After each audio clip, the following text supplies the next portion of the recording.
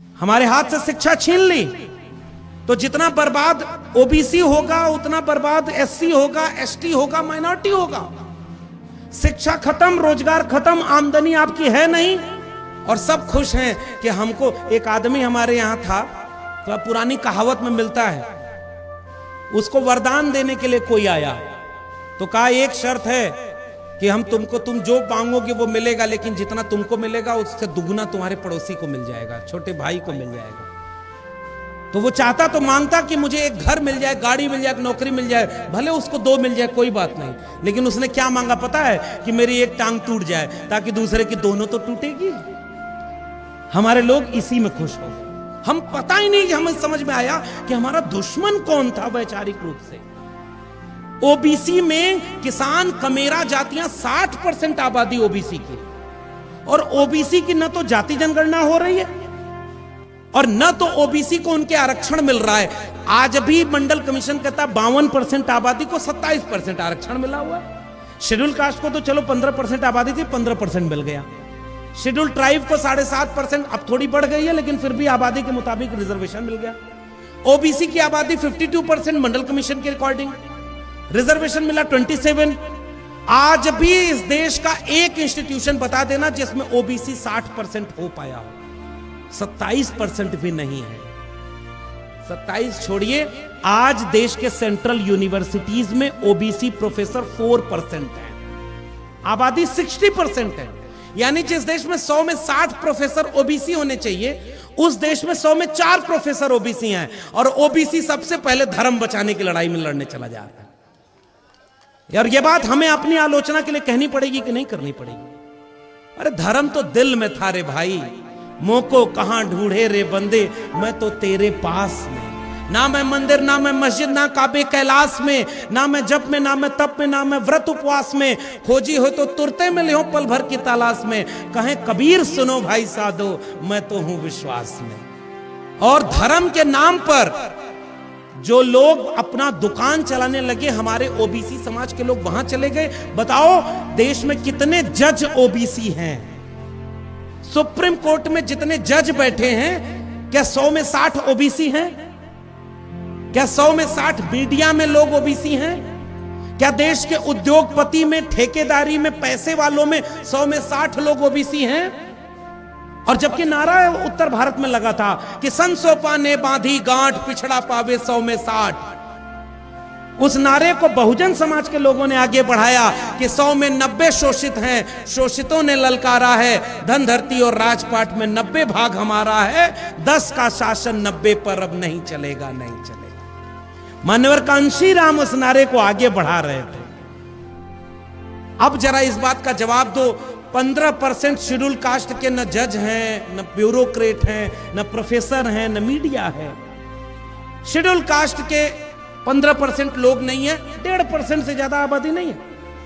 Supreme court में आज शायद एक सुप्रीम कोर्ट का जज शेड्यूल कास्ट से है, 2 ओबीसी है, शेड्यूल ट्राइब तो एक भी नहीं है। आदिवासी का जल जंगल जमीन बस छीन करके अडानी को देना है, और आदिवासी वहां जाकर के लड़ रहा है जंगल में, तो उसको जेल में डाल दिया जा रहा है कि ये आदिवासी नक्सली है, गोली मार दो इसको, मिस्टेकन आइडेंटिटी है। Where is 90%? हम न प्रोफेसर बनकर विश्वविद्यालय में हैं, न डॉक्टर बनकर हॉस्पिटल में हैं, न इंजीनियर बनकर इमारतें बना रहे हैं, हम न ब्यूरोक्रेट बनकर देश चला रहे हैं, हम न सुप्रीम कोर्ट में जज बने बैठे हैं, हम न मीडिया में हैं, न हम उद्योग में हैं, तो हम हैं कहां 90%? कांवड़ यात्रा में 90% हम हैं।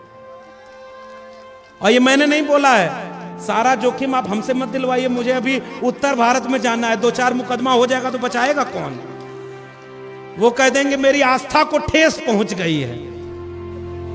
लेकिन सच तो यही है साहब कि हम 90% वहां हैं। मैं उत्तर प्रदेश से आता हूं रणजीत सर, मेरे यहां का मुख्यमंत्री अगर आप कांवड़ लेकर जाएंगे तो हेलीकॉप्टर से फूलों की बारिश करेगा, और नौकरी मांगने जाएंगे तो लाठी से बारिश करेगा। और हमारे नौजवानों को अभी भी पता नहीं चल पा रहा है कि उनको क्या चाहिए। तो 90% हम वहां हैं। 90% अस्पतालों में बीमार बनकर लाइन लगाए हुए हम हैं।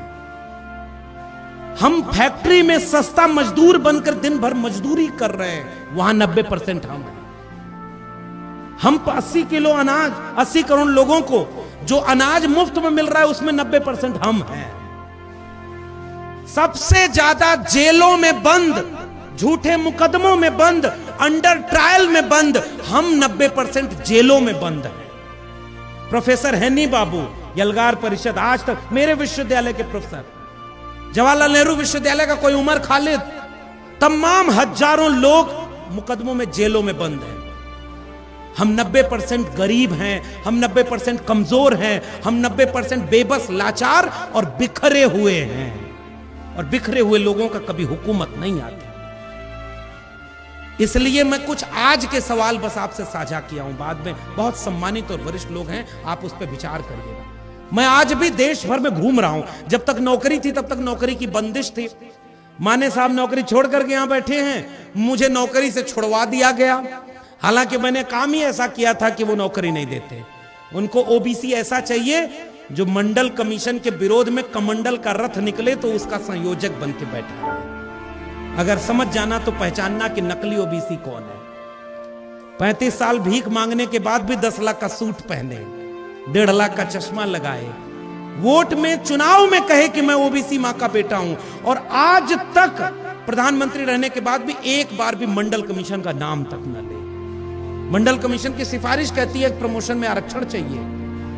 मंडल कमीशन कहता है कि अगर आरक्षण की अपर लिमिट 50% से ऊपर हो जाए तो जितनी जिसकी संख्या भारी उसकी उतनी हिस्सेदारी, ओबीसी का आरक्षण बढ़ाकर 52% होना चाहिए।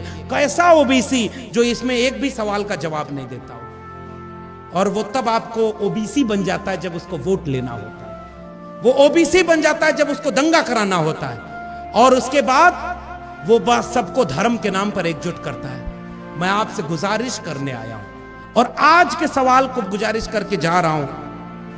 हमें दूर जाना है, आज ही शाम को फ्लाइट है, तो आप अभी और वक्ताओं को सुनिएगा। मैं 1000 किलोमीटर दूर से आया, अपना दिन का काम छोड़कर आया। मेरा अभी भी काम है पढ़ाई लिखाई। मैं 2 किताबों को लिखने का काम कर रहा हूं। नौकरी नहीं है तो सैलरी नहीं आती, लेकिन इतने के बाद भी जो बिरसा, फुले, अंबेडकर और पेरियार की बात करें उसमें इतनी खुददारी है कि कितना भी गरीब रहेगा भीख मांग करके कभी गुजारा नहीं करेगा।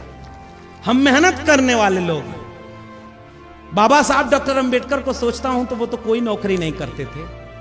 जहां नौकरी करने के 10 दिन नौकरी कर पाए, उसके बाद वो नौकरी छोड़नी थी। महात्मा फूले कोई नौकरी नहीं करते थे, पेरियार कोई नौकरी नहीं करते थे, लेकिन वो जो काम करते थे उससे जाने कितनों को नौकरी मिल गई।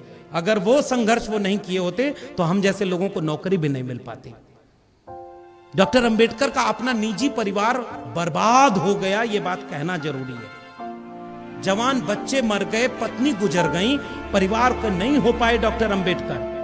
मैं इसलिए उनको अपना मसीहा, अपना नायक मानता हूं कि जब उनकी कलम में ताकत हुई तो अपनी कलम से उन्होंने जाति देख करके न्याय नहीं दिया। उन्होंने ऐसा संविधान बनाया जो इस देश के हर नागरिक को समता और न्याय देता है, अधिकार और सम्मान देता है। इसलिए मेरा नायक भी डॉक्टर अंबेडकर है, और ये बात हम कहते हैं। लेकिन अपना परिवार तो बर्बाद हुआ। एक विदेश का पत्रकार डॉक्टर अंबेडकर से मिलने पहुंचा तो रात हो गई। कहानी तो यह भी मिलती है कि कई और लोगों से मिलने पहुंचा तो सब लोग सो गए थे। डॉक्टर अंबेडकर के यहां पहुंचा तो वो जाग रहे थे। उसने कहा कि डॉक्टर अंबेडकर आप सोए नहीं? तो डॉक्टर अंबेडकर ने कहा कि मेरा समाज सो रहा है इसलिए मैं जाग रहा हूं। आज उनके जागने का क्या फल है?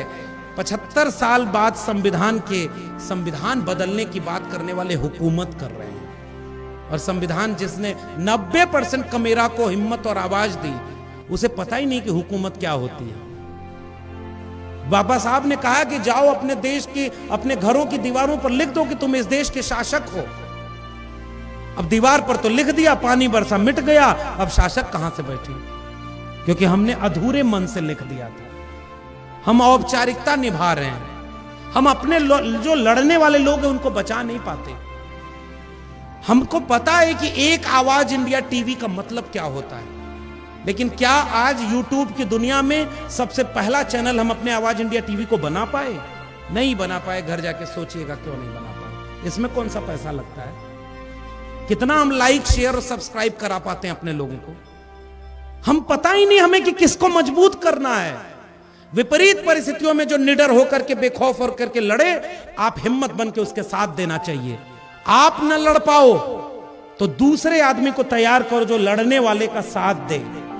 अगर वो भी ना कर पाओ तो चौराहे पर जब बैठो तो उसकी तारीफ किया करो कि हां, विपरीत परिस्थितियों में भी लड़ने वाला कोई खड़ा है। अगर वो भी ना कर पाओ तो जा करके उसकी आर्थिक मदद कर देना। अगर वो भी ना कर पाओ तो केवल इतनी मदद करना कि उसका विरोध मत कभी करना और उसका विरोध मत होने देना।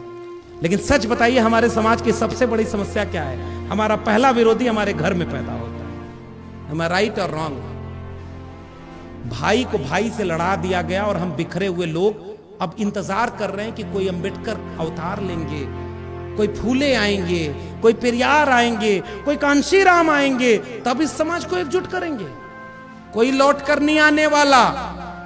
और हम कोई पुनर्जन्म में यकीन नहीं रखते। आज हम भी चाहते हैं कि हमारे घर में कोई अंबेडकर हो, कांशीराम हो, लेकिन हमारे घर में ना हो, पड़ोसी घर में हो। हमारा बच्चा तो अच्छी जगह नौकरी करे, अच्छी शादी विवाह हो, अच्छा घर बनवा ले। यहां लाखानदूर में भी एक घर रहे, एक घर नागपुर में रहे, और अगर अच्छी नौकरी रहे तो दिल्ली में भी एक घर बनवा ले।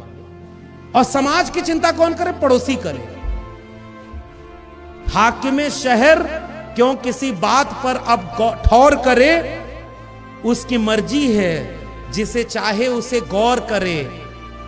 सोचते सब हैं जरूरी है बगावत, लेकिन चाहते ये है कि आगाज कोई और करे। समझ पाए? अपने घर से कुर्बानी न देनी पड़े। मैं भी जानता हूं कि मैं नौकरी में था, उसके बाद नौकरी चली गई। मेरे घर वाले आज भी कहते हैं कि चुपचाप अगर रहे होते तो नौकरी करते, 1.5-2 लाख रुपया तनख्वाह होती। मैं सोचता हूं कि इतने 10,000 प्रोफेसर वहां हैं, किसी को कोई नहीं जानता। मुझे मेरा समाज जानता पहचानता तो है, मुझे सम्मान और इज्जत तो देता है। इसलिए जो भी लड़ने वाला हो, मेरी गुजारिश है उसे अकेला मत पड़ने देना। और मैं आपसे छोटा हूं, मंच पर जितने लोग बैठे हैं उनसे उम्र में छोटा हूं। मेरी जितनी उम्र नहीं होगी उतना उम्र संघर्षों में देने वाले लोग यहां बैठे हैं। मैं आपसे निवेदन करके जा रहा हूं, हमने नाक लंबी कर दी और दिल छोटा कर लिया है। अब हमारे दिल में अपने भाई के लिए भी जगह नहीं बची। ओबीसी से लड़ रहा है, SC से लड़ रहा है, और जो नहीं लड़ रहा है उसके लड़ाने के लिए सुप्रीम कोर्ट से फैसला आ जा रहा है। बांट दो, आरक्षण को बांट दो। और आप अपना आरक्षण दिया हुआ जो है वो नहीं बचा पा रहे। ओबीसी जाति जनगणना नहीं करा पा रहे। लेटरल एंट्री आ गई, NFS आ गया, और आपका वोट तो ऐसे लूट लिया जा रहा है कि सरकारें आपके सीने पर चढ़कर दूसरे की बन जा रही हैं और आप कुछ नहीं कर पा रहे। जब आपकी हुकूमत नहीं होगी तो आप क्या बचाओगे अपना परिवार? इसलिए जीतने का ये हुनर भी आजमाना चाहिए। जंग अगर भाई से हो तो हार जाना चाहिए। हम भाई से नहीं लड़ना है। आज अगर डॉक्टर अंबेडकर होते तो संविधान बचाने के लिए इस समाज को देख करके अफसोस कर रहे होते कि मैं इतना बड़ा समाज तैयार करके गया। नारे तो जय भीम के बहुत लगने लगे, लेकिन संविधान को बचाने के लिए और इस मुल्क पर हुकूमत करने के लिए कोई तैयार नहीं हुआ। मानवर कांशीराम के वारिस आज कहां खड़े हैं? मानवर कांशीराम होते तो ये सोचते कि मैंने नौकरी छोड़ी, मैंने परिवार छोड़ा, मैंने घर छोड़ा, इसलिए कि बहुजन समाज के नाम पर जो पार्टियां बनेंगी वो मिशन और आंदोलन छोड़ देंगी। किस डर में? और जो डर गया उसका कभी इतिहास में नाम नहीं मिलता है। लड़ने वालों का इतिहास में नाम लिखा जाता है। मेरी किताब प्रोफेसर की डायरी यहीं से आप पढ़िएगा, मैंने पहले पन्ने पर लिखा है, अगर हिरन अपना इतिहास खुद नहीं लिखेंगे तो शिकारियों की गाथाएं ही उनके इतिहास में मिलेंगी। और अगर हिरणों को अपना इतिहास में जगह पानी है तो अपना इतिहास खुद लिखना पड़ेगा। इसलिए हमने लिखना और बोलना छोड़ दिया, एकजुट होना छोड़ दिया। एक बार विचार करिएगा कि इस विचार की नागपुर की यात्रा में एक संगठन 100 साल पूरा होने जा रहा है और अब वो देश पर हुकूमत कर रहा है। सबसे ज्यादा पैसा उसके पास, सबसे ज्यादा ब्यूरोक्रेट उसके पास, सबसे ज्यादा उनका जज बना बैठा है। 1-2 मिनट और लूंगा बस आखिर में। इलाहाबाद हाई कोर्ट में एक जज है और जो यादव है, मैं ये बात जोर से कह रहा हूं कि इलाहाबाद हाई कोर्ट का एक जज, यादव नाम है उसका, वो खड़ा होकर के विश्व हिंदू परिषद के कार्यक्रम में खड़ा होकर कह रहा है कि इस देश में तो बहुसंख्यकवाद ही चलेगा। बाबा साहब के संविधान में लिखा है कि इस देश में लोकतंत्र चलेगा, और जज की कुर्सी पर बैठा हुआ संघ और बीजेपी का एजेंट कहता है कि इस देश में बहुसंख्यकवाद चलेगा, और उसके लिए भी वो एससी एसटी ओबीसी का इस्तेमाल कर रहे हैं। सबसे ज्यादा जहर बोलने वाले लोग हमारे समाज के निकल आते हैं। हाँ, हमारे बड़े बड़े बुद्धिजीवी जाके उनके खेमे में बैठ करके आजकल कह रहे हैं अंबेडकर और सावरकर एक हैं, और अंबेडकर और सावरकर के विचारों का भारत बनाना है। डॉक्टर अंबेडकर कहीं होंगे तो ये देखकर क्या सोच रहे होंगे कि उनके सबसे बड़े बुद्धिजीवी उनको सावरकर के बगल में खड़ा कर दिए, जिनकी पूरी लड़ाई उस तरह की विचारधारा के खिलाफ खड़ी थी, और हम कुछ नहीं कर पा रहे। हमारे लोग दगाबाज निकल गए, हमारे लोग बिक गए, हमारे लोग डर गए, समझौता कर लिए, और जो बचे हैं वो आपस में लड़ रहे हैं। ये आलोचना करने में आपके बीच में आया था।